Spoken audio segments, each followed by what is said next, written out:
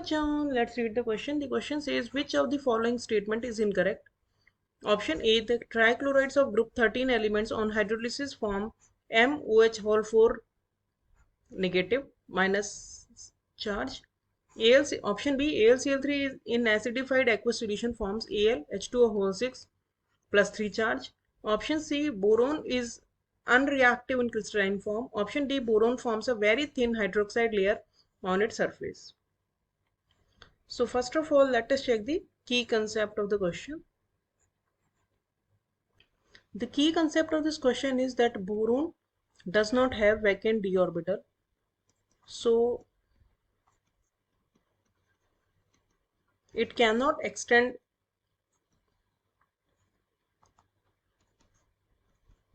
its covalency beyond 4. और बाकी जितने भी एलिमेंट्स होते हैं like aluminium, gallium, all have vacant d orbitals. So ये जो है अपनी कोवेलेंसी एक्सटेंड कर सकते हैं बियॉन्ड 4 बट नॉट बोरोन. तो अब अगर हम इस क्वेश्चन का सोल्यूशन देखें तो पहला जो स्टेटमेंट हमें दिया है उसमें लिखा है कि trichlorides of group 13 on hydrolysis form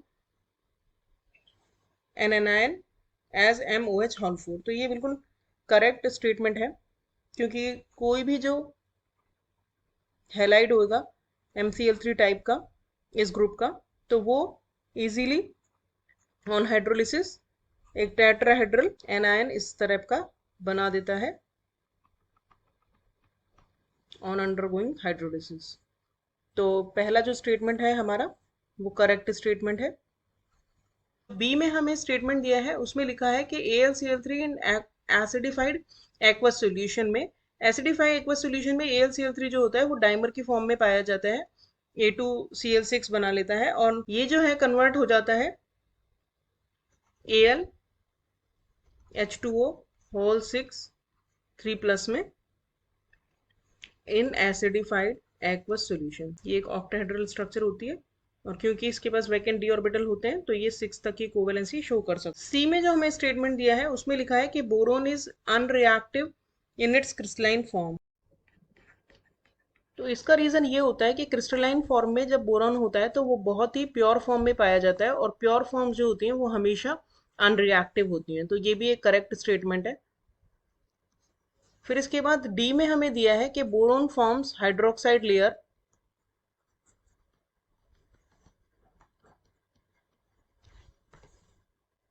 on its surface. So this is the wrong statement because generally aluminium forms a thin oxide layer on its surface which makes it unreactive towards water sometimes. If thin layer is not present then aluminium is reactive towards water. तो हमारा जो incorrect statement हो गया वो हो गया statement D. So the correct option is option D. Hope you understood the solution well. Thank you.